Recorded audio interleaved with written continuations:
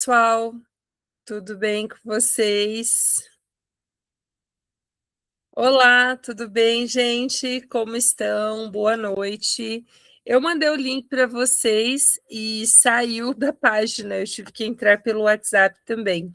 Deixa eu só conferir se o material foi, se deu tudo certo, para que a gente avance então aqui nessa nossa análise de hoje. Bom, eu falei outro dia para vocês da cartilha. Nós analisamos, né, algumas situações ali da cartilha, e hoje a gente trabalha com uma outra situação que foi divulgada. Deu certo, gente? Vocês estão me ouvindo? Uma outra situação divulgada que foi basicamente qual? A divulgação da revista Diálogos Pedagógicos, né? Então, eu vou mandar aqui no grupo para vocês também. Não sei se vocês viram como a UEL é um grande foco para vocês, então eu diria assim que estar atento a essas publicações também é um ponto de grande relevância, né? Ó, vou mandar aqui no grupo, igual mandei para vocês o, a cartilha, vou encaminhar aqui rapidinho também, né, essa organização da revista Diálogos Pedagógicos. Para quem não sabe, o que é a revista Diálogos Pedagógicos? Ela é a revista que organiza o pós-prova UEL, né? Então, como nosso foco aqui é o UEL, ela organiza o que se comentou sobre a prova, sobre a redação e sobre a prova como um todo. Então, é bem legal, depois, se vocês quiserem dar uma olhadinha, vou já deixar aqui disponível para que vocês vejam e analisem. A gente vai, claro, na aula falar sobre a redação, né? Então, a gente vai focar mais na redação, só que eu sei que vocês têm, para além desse, outros interesses, né? Ó, então, está aqui, redação eu mandei para vocês lá, que é a revista chamada Diálogos Pedagógicos. Para anotar, só para vocês olharem ali depois com atenção, o desenvolvimento, a parte da redação está ali na casa, ó, da página 70. Deixa eu só olhar aqui o número para passar para vocês. Ó, na página 74, pode anotar aqui, ó, a revista. Então, eu mandei para vocês no grupo Diálogos Pedagógicos. Diálogos Pedagógicos, é o nome da revista. Essa revista, então, ela mostra a perspectiva, só para vocês organizarem ali, ela mostra a perspectiva da UEL mesmo, né, da instituição, sobre essa prova.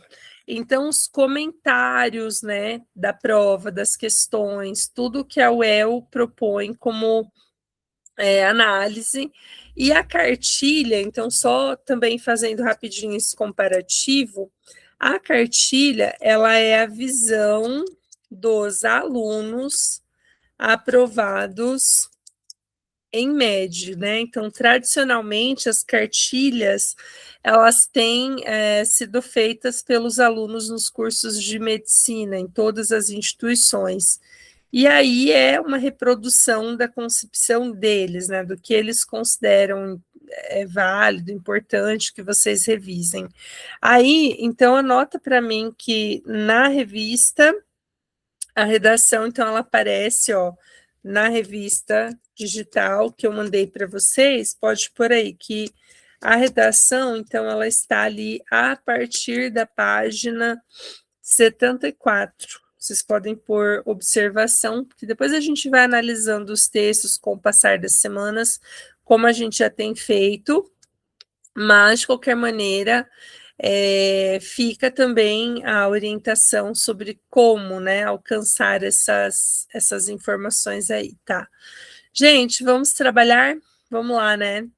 Ó, então, eu começo falando do tema da nossa semana, né? Então, coloquei um tema e selecionei um texto para que a gente discuta esse texto e fale, né, sobre composição estrutural, porque eu quero, inclusive, com essa comparação, logo na sequência, falar para vocês do que eu percebi em relação à revista e à cartilha. Os textos da revista, que é essa revista aqui, Diálogos Pedagógicos, não tem nota. A UEL coloca assim, produção satisfatória, né? Então, assim, o que é uma produção satisfatória? A gente vai conversar um pouquinho já sobre os exemplos que eles disponibilizaram, tá? Gente, anota para mim, então, ó, o teminha da semana. Faltou um E, né? Agora que eu vi ali que faltou o E na frase temática. Então, eu pedi para escrever um texto dissertativo, argumentativo, no qual argumente, então, sobre o tema, né? Vamos por aqui, ó, tema da semana. Então, nessa semana, a proposta é essa aqui, ó. Formação médica no contexto contemporâneo. Mercadorização da prática médica. Então, a gente vai conversar sobre a frase temática, sobre o mapeamento, e a gente vai fazer isso de uma forma hoje não técnica, teórica, mas pensando mesmo nessa leitura da frase temática e como que eu reverto isso em potenciais argumentos na minha produção. Então, a gente vai por esse caminho. Ó, vou dar 30 segundinhos, um tempinho para vocês poderem olhar com calma e fazer os apontamentos de leitura dessa proposta.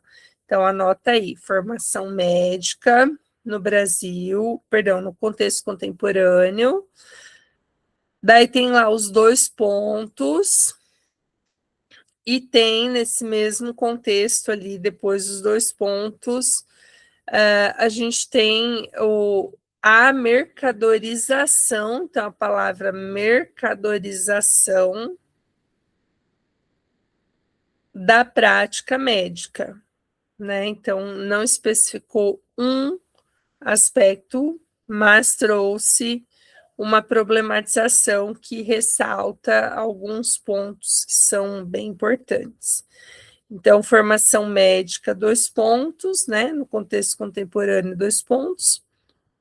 A mercadorização da prática médica. Muito bem. Então, mercadorização tá ali, tá marcadinho, e é referência, né, do que a gente considera então importante. Muito bem. Bom, gente, o que é mercadorizar a prática médica? O que é mercadorizar algo? Vamos lá. Mercadorizar algo. Mercadorizar a prática médica. O que isso significa, de modo geral? Né? O que a gente pode colocar como referência nessa discussão? Ó, você está falando de estrutura, João? No sentido geral, assim, estrutural, não do tema, né? Sim. Uhum. Depois daí eu retomo a tua dúvida sobre a aplicação estrutural nesse texto, tá? Depende do tema, João. Vai ter temas que sim, tem temas que não. Depende da construção, tá bom? Ó, então, voltando, o que é mercadorizar a prática médica? Ó, vamos anotar ali, mercadorizar a prática médica. Então, Maria Júlia disse que é transformar em produto, visando só o lucro. É isso. Então, mercadorizar é tornar esse atendimento, tornar o atendimento, né, médico, um atendimento objetificado, ou seja, apenas visa o lucro, somente tem intenção de lucro, né? Então, se a gente fala assim, olha, se somente visa lucro, somente visa dinheiro, então isso tem relação com mercadorizar, tornar mercadoria, né? Então, essa é a discussão que a gente levanta aqui. Muito bem. Aí o João falou assim: eu posso trabalhar nessa redação com causa e efeito alternados? Bom, não vai alternar, né? Eu vou pôr uma causa, um efeito, ou dentro do mesmo parágrafo, o encadeamento lógico, tá, João? Eu vou falar dos dois modelos. Então, nessa proposta, como que eu problematizo, gente? Eu vou problematizar no sentido de pensar assim, olha, será que todos os cursos, todas as pessoas que se formam estão hiperfocadas numa formação que mercadoriza, que objetifica, que reduz a prática médica à ideia de status, né? Então, vamos depois listar de novo esses pontos que vocês estão me trazendo aqui como possível ponto de argumentação. Mas eu quero voltar na dúvida do João. Então, o João falou: dá para fazer uma causa e um efeito? Nessa proposta, eu vou jogar a pergunta do João para vocês. Eu quero que vocês pensem comigo nesse caso, gente. O que vocês me dizem? Essa é uma boa proposta para trabalhar uma razão e um efeito? O que vocês acham? O que vocês acham? Sim ou não?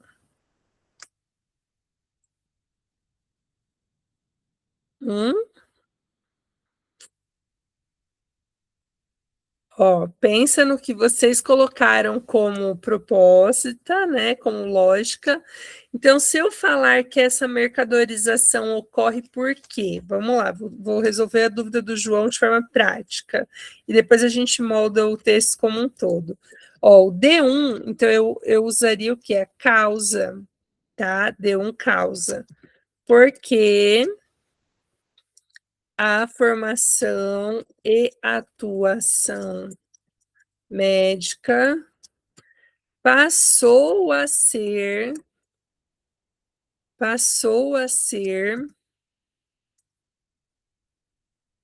focada em lucro barra ganhos, ou seja, passou a ser mercadorizada. Então, isso pode ser o D1, a ideia que afirma, que propõe que houve uma mudança, é um problema. Então, problematizei, houve a mudança, né? Existe uma mudança, a mudança é real, certo? E aí eu vou para o segundo passo. Então, a mudança é real, sim, existe mudança, isso é um fato. Eu vou analisar por que tem, então, isso, causa. E num segundo desenvolvimento, que você perguntou, né, João, se poderia intercalar. Então, causa, efeito. O D2, ele não pode começar com além disso, se eu estiver fazendo causa e efeito, então já coloca essa observação. Se eu estiver fazendo causa e efeito, eu vou ter que abordar, nesse caso, uma relação que seria assim, decorrente disso, tendo em vista isso, por isso, tá? Por isso, tendo em vista isso. E se a gente entra nessa dinâmica de argumentação aí, então eu posso pensar que qual é um efeito da mercadorização? Vamos lá, refletir e me mandar aqui. Qual que é uma consequência de tornar a formação médica mercadoria, para a gente formatar estruturalmente esse texto? Vamos lá.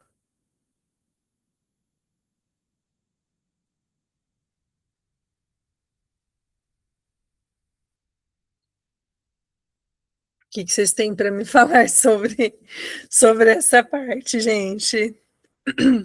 E daí? Quando existe uma relação de excessivo ponto, né, que busca solução como mercadoria, atendimento como mercadoria, esse atendimento mais objetivo, então eu posso afirmar, né, que, de modo geral, uma consequência pode ser o quê? Isso pode afetar a qualidade dessa formação e desse atendimento, né? Então, se tem uma formação buscando só objetificar os atendimentos, então eu posso dizer que decorrente disso eu posso ter uma queda na qualidade. Vocês podem mandar também, tá, gente?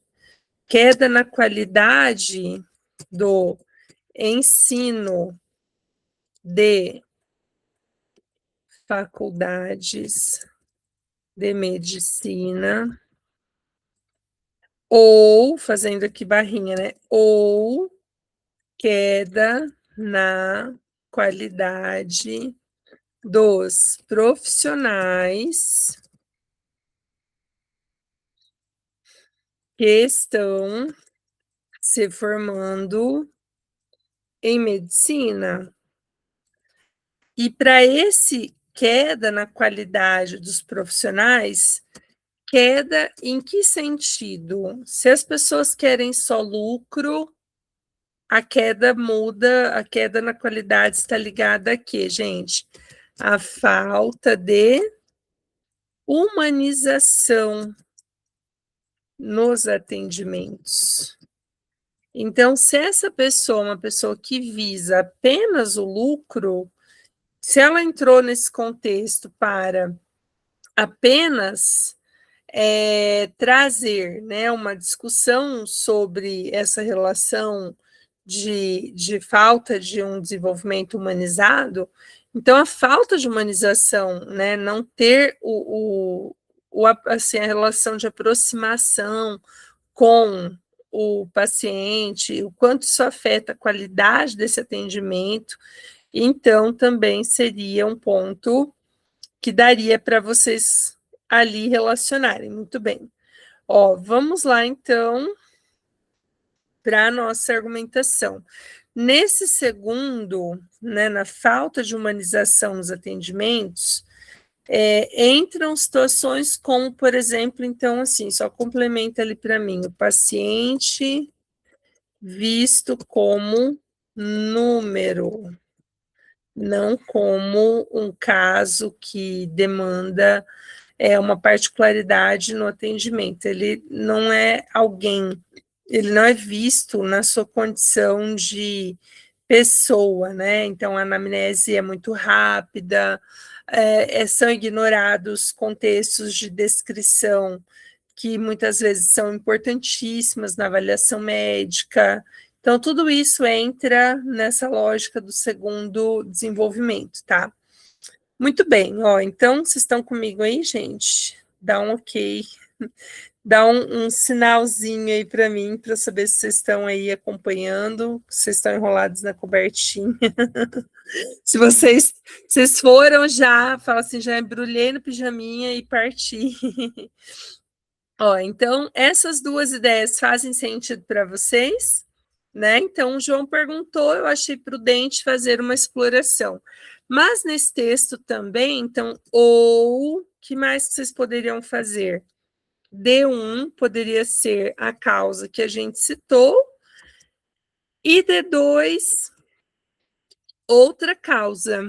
Então, eu poderia pensar em dois motivos. Por que a formação tornou-se mercadorizada? Então, por quê? Motivo 1 já estabeleceu lá, né, a ideia de que existe, né, esse problema, porque, deixa eu voltar aqui um pouquinho, a gente colocou a atuação médica, ela passou a estar ligada só a um contexto monetário, né, só um contexto que visa o lucro. E aí, esse é um primeiro argumento, claro, mas qual que é um segundo possível argumento de motivação? Além desse, né, além desse argumento, teria uma outra razão? Por que houve a mercadorização? Porque, né, o primeiro, então, vocês já colocaram, que é o ponto que a gente anotou do argumento 1 lá. Eu posso dizer, pessoal, que o contexto socioeconômico, né, o contexto econômico vigente, ele molda comportamentos, escolhas, né? Então, eu posso falar que existe um estímulo do contexto econômico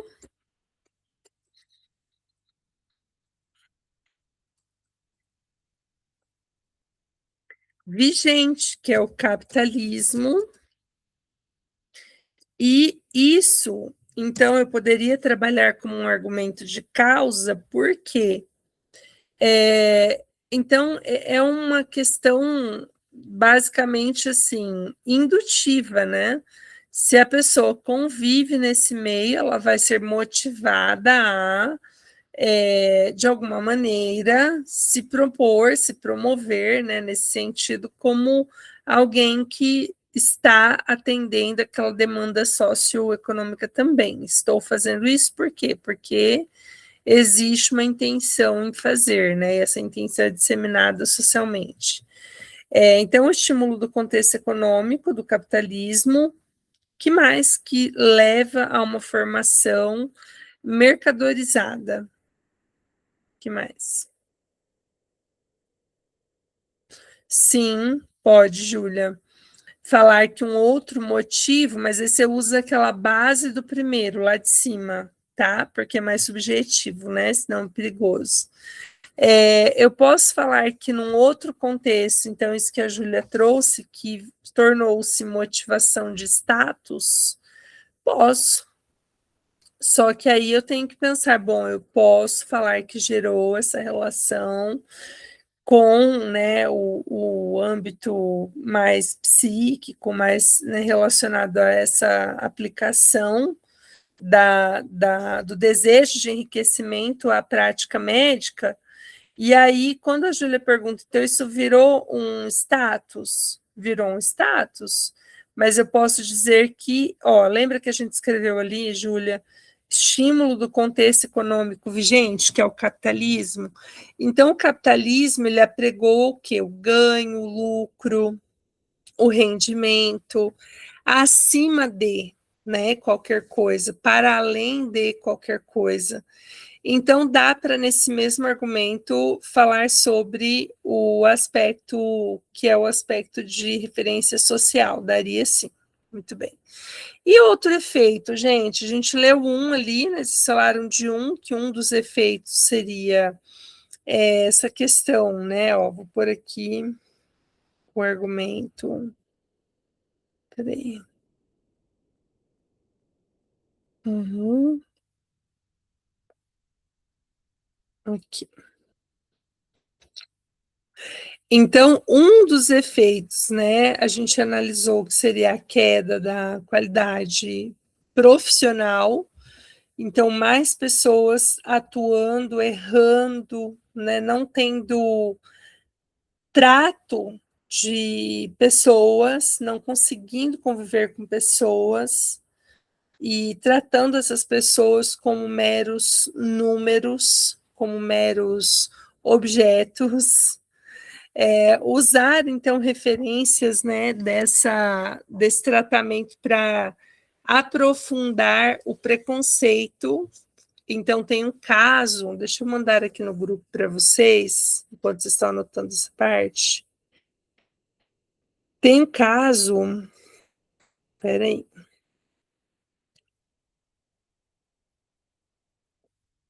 ó, tem um caso que aconteceu com aquele aluno do curso de medicina que falou mal, né, do local no Maranhão e que disse que aquele lugar era o fim do mundo, né? Então, assim, ele gravou, na verdade, um vídeo, né?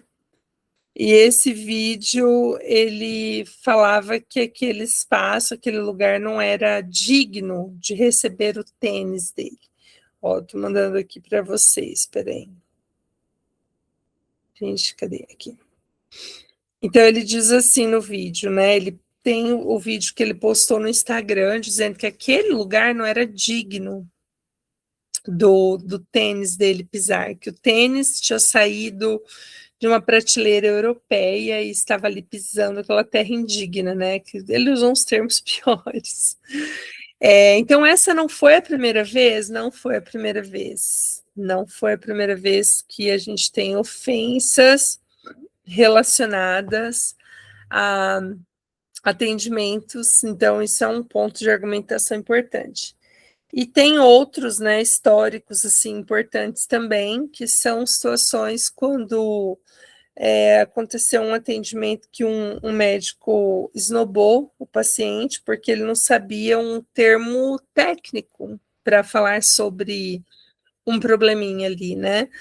E aí gerou-se assim uma sensação de e aí, né? O cara tá usando um vocabulário muito mais difícil, termos muito mais expressivos, né? Assim, da parte técnica, e eu, paciente, ou o paciente, não vai entender e vai, com isso, sentir-se não respeitado, não cuidado pelo profissional, né? Então, o uso de linguagem muito técnica, tá? Vocês podem pôr também, que é um outro tipo de relação de exemplo. Quando o médico utiliza uma linguagem que é puramente técnica, não humanizada, não explica, isso afeta, né, a construção também de argumentação. Muito bem.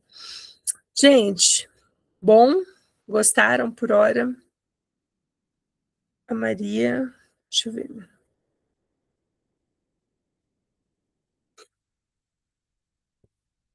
Ai, nossa, que lindo esse argumento, Maria, gostei. Olha, gente, Maria mandou um argumento, famoso argumento pancada. A Maria diz que esse comportamento de muitos profissionais, né, muitos futuros médicos, muitos estudantes, normalizarem, terem esses comportamentos de hiperconsumo, enfim, tudo isso que a gente já falou, a Maria colocou aqui uma coisa bem importante, que é a normalização, é a banalização sobre o profissional, né? Então, eu usaria, acho que um outro termo, deixa eu pôr aqui, Maria, que vai resumir metade da sua escrita, ó, estigmatização. O que é a estigmatização dos profissionais? Então, é isso que você perguntou lindamente, certinho ali, que você colocou, se isso gera, por parte da população, uma visão preconceituosa. Então, eu posso ter um aluno que reclamou que tem que pisar na terra na frente do postinho, sei lá da onde, do hospital, sei lá da onde.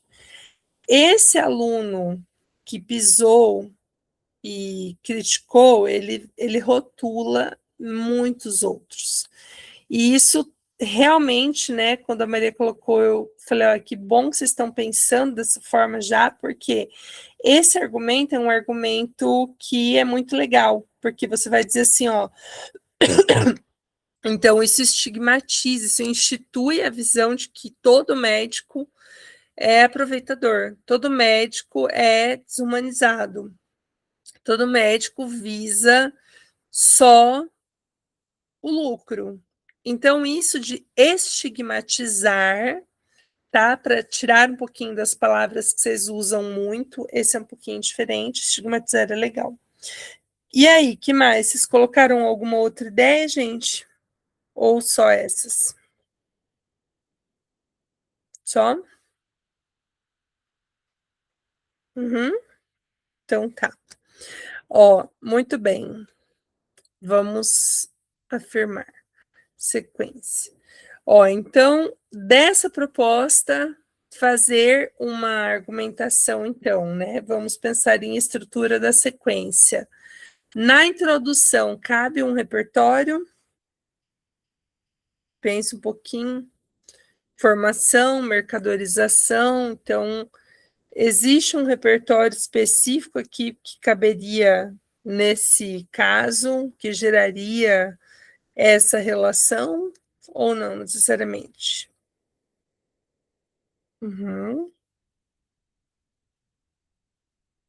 Ótimo. Então, olha lá. Então, a gente tem que pensar num início que contextualize, né? Que cite, problematize que essa formação médica ela está se mostrando nitidamente um problema nacional, tá? Então, cita que é um problema nacional.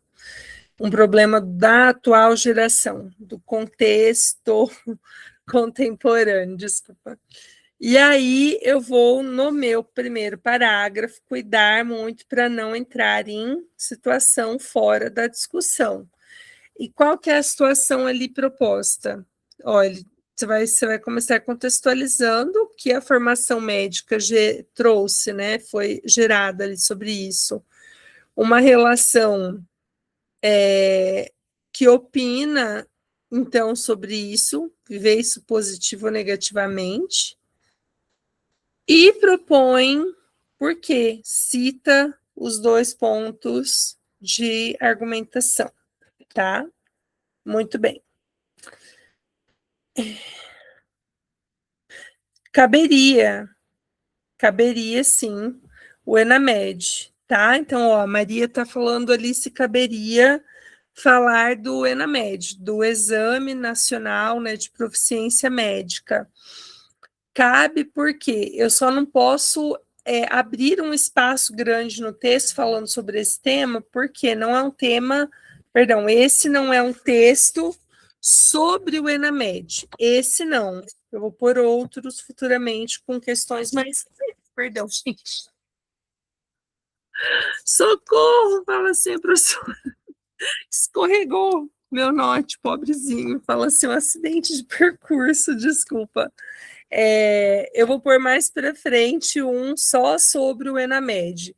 Mas, nesse caso aqui, eu posso citar o ENAMED como uma referência de constatação desse empobrecimento da formação. Então, se a gente falar assim, olha, o ENAMED prova que as pessoas estão buscando a medicina só como status, gente, não prova, né? O ENAMED ele não prova isso. O ENAMED ele vai numa linha muito mais pragmática. Sabe aferir pressão? Não sabe. Sabe fazer, né, um procedimento obrigatório? Não sabe. Então, ele vai citando assim as questões que você vê que um profissional deveria fazer e não faz. Então, ele vai expor, e aí você vai dizer assim: bom, então, se eu começar falando disso, olha sempre para a sua análise. Eu falei disso em algum momento? Senão, não vai dar, tá? Então, dá certo, nesse caso, essa relação. Que mais, gente? Que mais vocês querem falar? Então, em cada argumento, vai selecionar se vão abordar causa ou se vão abordar efeito, né? Então, essa estigmatização é um efeito. A ideia de, então, um atendimento cada vez menos humanizado, um atendimento cada vez menos respeitoso com o paciente, isso vai se tornar algo normalizado, né? Então, do modo como vem caminhando, eu enxergo muito isso, assim, dessa normalização, dessa banalização, né, da informação. Acho que seria um ponto ali também como impacto. Não vamos ter uma solução, então a gente não vai ter uma solução, fechamento com proposta, a gente vai ter um fechamento com a ênfase nos dois argumentos. Então, se vocês foram pelo caminho do causas, por que a formação está tão prejudicada? Motivo. E nos dois desenvolvimentos retomaria. Júlia. A Júlia pensou no Banalidade do Mal, da Hannah Arendt. Em que contexto, Júlia? Eu quero que você pense, eu vou falar um pouquinho sobre a banalidade do mal, e aí você vê se eu atendo a sua dúvida. Porque, assim, formar pessoas que vislumbram, que querem um amplo desenvolvimento econômico. Isso é intencional? A universidade que constrói isso, que solidifica, ou é a sociedade, a mídia, as pessoas que querem fazer da medicina uma referência de status? Então, a banalidade do mal, ela, para fazer sentido aí, ela precisaria vir com qual critério? É intencional? Né? Existe uma intenção de fazer isso? Existe uma ação que é moldar o ensino, construir faculdades que atropelem o que é humano e priorizem, né, o que é automatizado, mecanizado. Então, eu diria assim, não dá para usar a banalidade do mal se não for pensando que essa normalização da mercadoria na medicina, da objetificação, ela tem um para quê, ela tem um porquê, ela é intencional. Então, para caber banalidade do mal, você teria que seguir essa linha, essa lógica de desenvolvimento, certo? Eu acharia mais arriscado, né? Tem um amigo prof, que é o professor Gabriel, e a gente fala sempre que o grande problema da Hannah Arendt, né, da banalidade do mal, é que nem tudo é banalidade do mal. E por que nem tudo? Às vezes eu não estou explorando a sua dúvida, tá, Júlia? Fala assim, nossa, a professora acabou comigo. Fala assim, eu não vou perguntar mais, porque eu perguntei, a professora destruiu, né, a minha pergunta. Aproveitando que é uma pergunta que talvez outras pessoas queiram fazer ou errem nisso e não expõem, né, como dúvida. Então, a banalidade do mal, quando a gente fala assim, nem tudo é banalidade do mal, né? Eu faço sempre um convite a vocês, né? Esse prof, meu amigo lá, o Gabriel, a gente sempre comenta que é preciso olhar para o contexto, olhar para o conceito, desculpa, e repensar no que ele significa. Então, o que significa esse conceito? Em que situações eu aplico esse conceito? Porque muitos de vocês ficam hiperfocados na palavra banalidade. E aí dá a sensação, tipo assim, olha, então banalizar significa assim, trazer isso para uma esfera de todo mundo agir de forma parecida, só que não é esse o sentido do conceito. Ele é relacionado a um contexto político, né? Então, por isso, tá? Não, o Biro ele é outro, eu falo assim, então eu estou cercada por feras, né? O Gabriel aí, o Moarama, né? Tá aqui o João, vocês, pessoal de Londrina, tem o Biro, então eu falo, quando ele fala sobre, né? A Maria Júlia está citando assim, a importância, né, da rigidez teórica na hora de escolher os argumentos, é muito por isso que eu digo assim, qual que é um erro que muito aluno comete, aproveitando que vocês entraram nesse viés de dúvida. Muito aluno vai lá e pega o repertório primeiro, a pessoa vai lá, pega o repertório e depois pensa no argumento. E aí está errado, né? Porque, como a Maria Júlia citou aqui, que essa é uma fala do Biro lá da salinha, né? O Biro fala isso e ele fala, a gente fala sobre isso muito fora, né? Nos bastidores, e o Gabriel lá em Moarama também, e aqui em Maringá, os profs com quem eu converso muito sobre repertório, conceito, professor Mendes também. Então, eu digo assim, é importante compreender o conceito, né? Porque é aí que a gente se afasta do conceito de bolso, do uso de bolso de um conceito. Quando a gente retira do conceito o sentido que a gente quer. Então, não seria um caminho, tá? Eu posso pensar aí num contexto que fosse, né, daí voltando na dúvida, então, que você falou, o que eu poderia citar nesse caso, né, voltando lá para a dúvida da Júlia. O próprio contexto capitalista, a referenciação histórica. A gente pode pensar, quando falamos de objetificar, quando falamos de construir valor para o atendimento monetário e não conhecimento, acho que entra, não sei se vocês concordam, né, mas uma sugestão aqui seria falar do capital social / capital cultural, porque na formação médica, o que é o conhecimento médico? Ele é o capital do profissional, né? Então, na minha formação como professora de letras, o capital que eu adquiri por meio dos meus estudos, eles me formam uma profissional habilitada a atuar no mercado.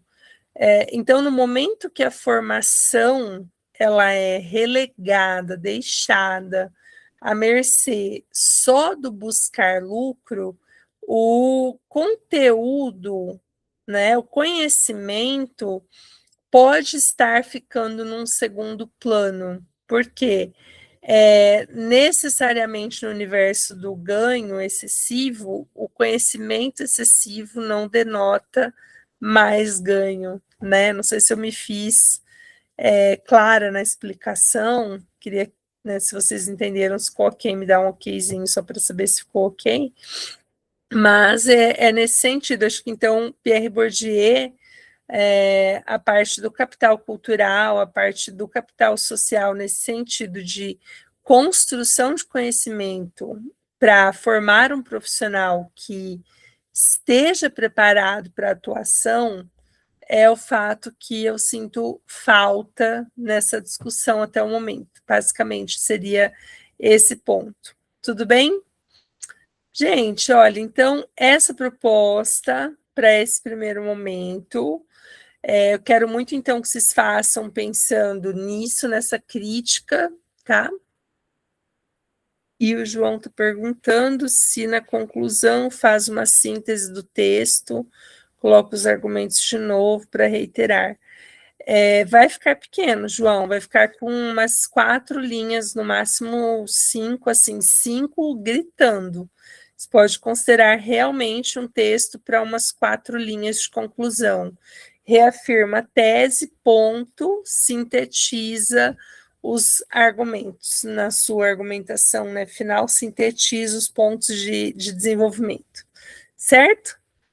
Então, muito obrigada pela discussão, pela participação, pela, né, forma de corresponder às orientações, e a gente vai conversando, a gente vai seguindo. Eu vou destacar depois ali da revista um dos textos que eu considerei melhores para vocês incluírem na tarefa a leitura. E aí, na outra aula, a gente retoma com análise de exemplo e retomada estrutural, né? O João falou assim, eba, retomada estrutural, que eu tinha dado, assim, uma pequena passagem de tempo para conseguir fazer sequências todas, né, as avaliativas que vocês tinham nesse sentido diverso, assim. Então, essa é a proposta da semana, leituras dos textos de exemplo e bem avaliados lá da revista, eu mando separadinhos para vocês, tá bom? Um bom fim de noite, tá? Um bom fim de noite, um bom descanso para vocês. Muito obrigada, tá, pelas participações. João, até amanhã. A Maria falou assim, já vi hoje, então a professora viaja, né? Fala, vai para lá, vem para cá, a Júlia vi segunda. E é isso, gente. Beijo, bom descanso e até a próxima. Tchau, tchau, até mais. Muito obrigada.